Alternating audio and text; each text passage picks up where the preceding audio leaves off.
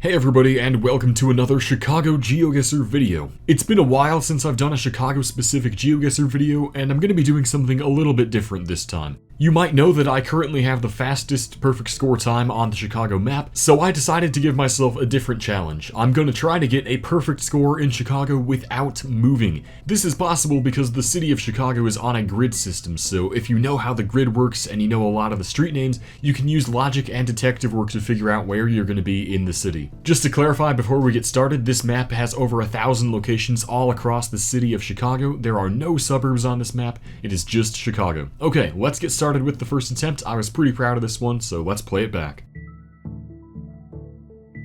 The first location here was the easiest of the 5 by far. We were right next to the intersection of Washburn and Levitt. Levitt is 2200 west, and so that's going to put us near the Illinois Medical District. I wasn't exactly sure where Washburn was, but that's what the sort of buildings that we had near us felt like, so I was looking around there trying to find Washburn. Eventually I found it there. So we were going to be right next to that parking lot entrance, so a nice and easy 5K for us to start out with. Location number 2 was very tricky. I thought I was going to have to reset after this one, but I decided to look for any little clues I could find to try and make it work. I checked on the trash cans to get a house number, and I found 3215 on that one. That was going to put us on the north side of the city, because on the north side, house numbers increased going north, and since we had a low house number at the south end of the street, we're going to be on the north side. We also had that warehouse-like building to our east, so now that all that was left to do was to scan the entirety of Belmont Avenue, which is 3200 north, and look for a suitable intersection in the alley. So I went over to the western edge of the city and started scanning along Belmont looking for a suitable location. So the first one that I found, you're going to see in a second here, was pretty suitable actually. It looked really good. I believe it was at some sort of grocery store. Yeah, Avenue Food Mart. It looked really good. We had that building just to the east and also the T-junction of the alley, so it was looking great. This location here by the 7-Eleven looked pretty good. However, the large building there looked a little bit too far away from us, so I decided to rule that one out and keep scanning. At this point, I'm going to speed up the video a bit just to get through the rest of my scan along Belmont.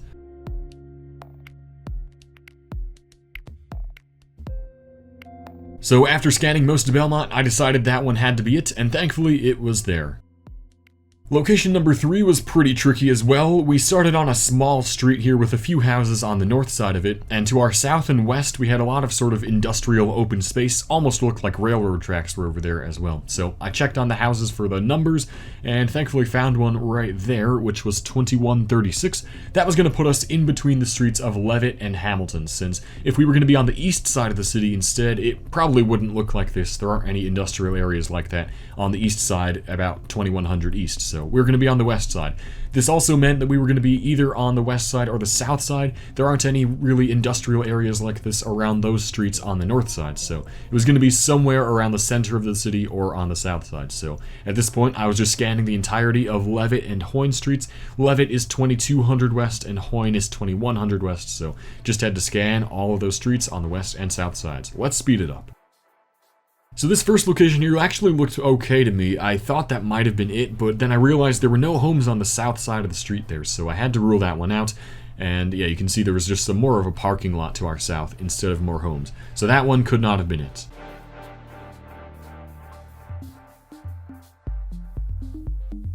So eventually I made it down to the back of the yards area, and then I found 51st place, which looked really good. You had those spaced out homes on the north side, and then empty space to the west and the south. Figured it had to be there, and thankfully it was there for the third 5K. The next round was another very tricky location. To our east, you could see the cross street of Rockwell, but you couldn't read which street we were actually on, so that made this a lot more challenging than it really should have been. And sadly, the house numbers on this street are no good, since they take the number of how far west we are, which is 2600, and that's Rockwell's coordinate, so we don't have the north-south coordinate. However, to the east there, you can see that the street we're on ends in a T-junction, and there's a building that's sort of halfway along the street where we are, sort of lined up, kind of weird looking, and it seemed pretty distinct, so I figured I could probably scan the entirety of Rockwell and see if I could find a suitable intersection. Based on the sort of architecture we had here, it felt more like the north side of the city compared to the south side, so I decided to just scan the north side and look for a suitable spot. Let's speed it up until I get to the one I found first.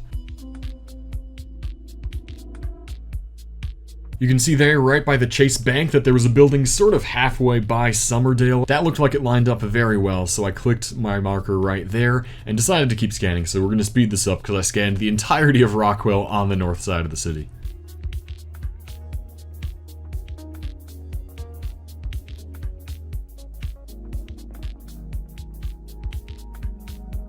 After scanning a bit, I eventually decided it had to be that location, made the guess, and thankfully it was there. So that was the fourth 5K.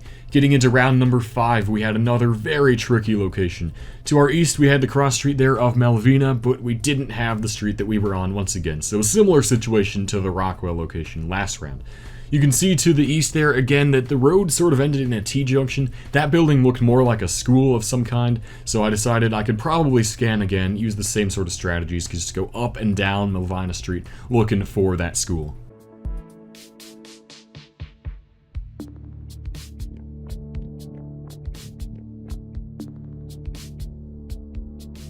So after scanning for a bit, you can see the Chicago Academy High School there. It looked pretty good. You can also see on the map that there was an empty lot to our south, and in real life there was one there as well, so we almost had to be in that location. I was really happy I was able to find that one. It took a little bit of scanning, but I'm glad it paid off. So in the end, we got a 25K on this rather tricky seed, but with a lot of detective work, it was possible to solve this one. I'm very proud of this game for sure. It took me a lot of time to scan for some of those locations, but I'm really glad that I kept to it and got it in the end. Very satisfying to get that no-move 25K. Let's get into the next two games, which were a lot more forgiving with the locations they gave us.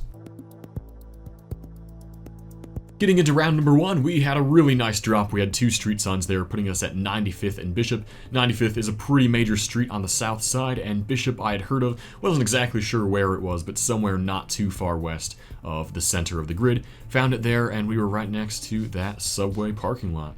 So that was a nice and easy one for us. Very lucky drop to start.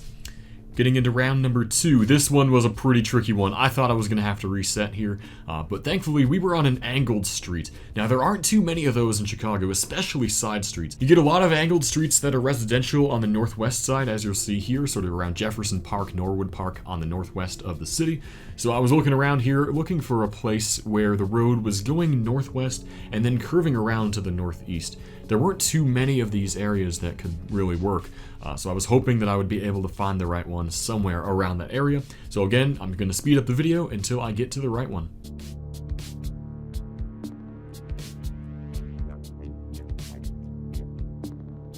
After scanning around for a bit, I figured the first spot I looked at was probably the right one, and thankfully it was actually there. I was really happy with that. Round number 3 dropped us at another street sign intersection there. We had the streets of Loomis and 13th, which is going to put us sort of on the southwest side near UIC and all of that good stuff. So I found it pretty fast there, and we were just north of that first building. So a nice quick one there as well.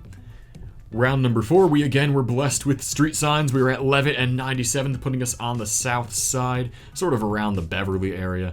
And again, Levitt is 2200 west, and 97th Street is, of course, 9700 south. So we were right next to the first building there. And going on to the last round here, this one was pretty solvable. It was tricky, but it was definitely solvable. To our west, we had a street I couldn't really read. Kind of looked like it ended in a K and started with an N, but I wasn't sure what that was going to be. House numbers put us at 6815, and this definitely looked a lot like the northwest side again. And again, the streets were angled here, which is something you get a lot up there. To our east, I could see the street much more clearly being Newcastle, which reassured me we were going to be on the northwest side. I was looking for a very slightly angled street going a little bit to the northeast. As you can see there, that was the angle. But again, I wasn't sure what that street to our west was, so I wasn't exactly 100% sure where it would be. But of course, I just had to scan up and down Newcastle Avenue looking for the right one.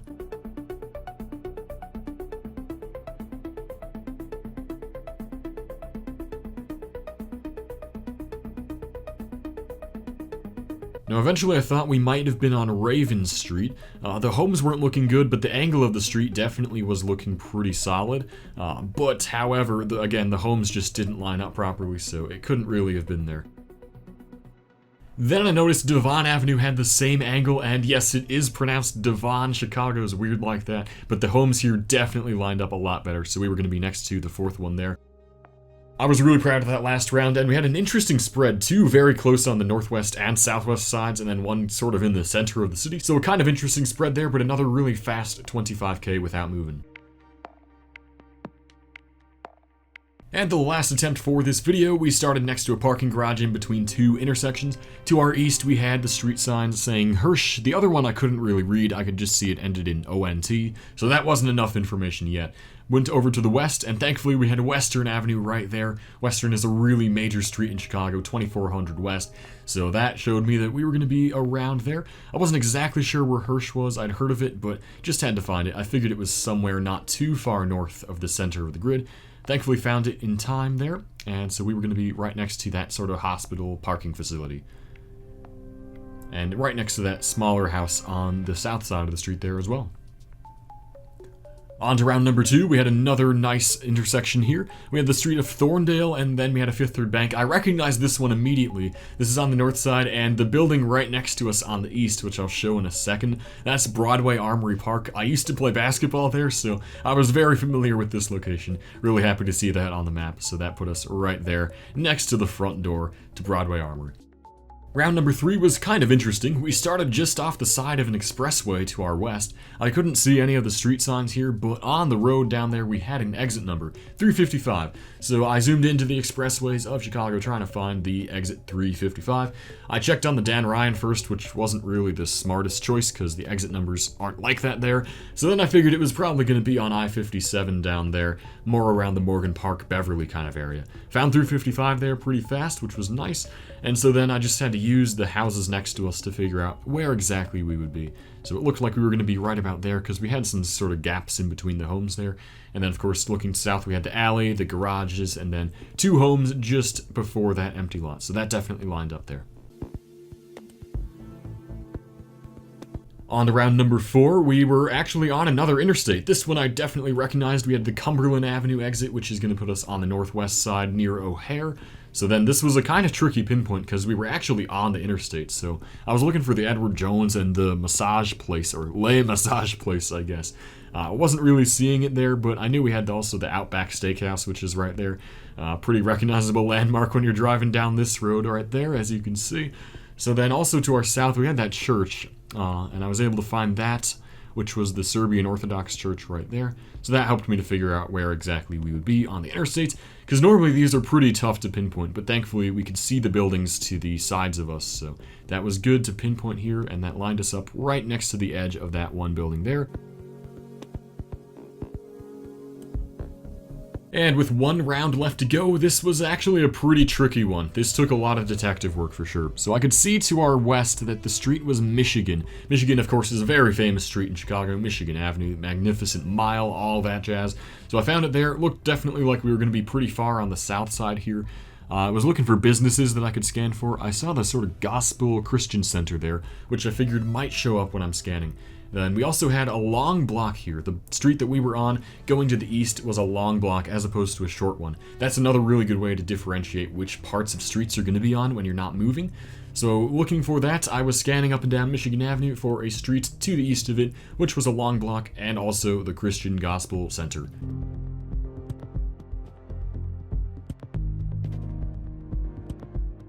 You can see here that Michigan Avenue turns into a more residential street for a little bit, but then it becomes a more large major street after a bit.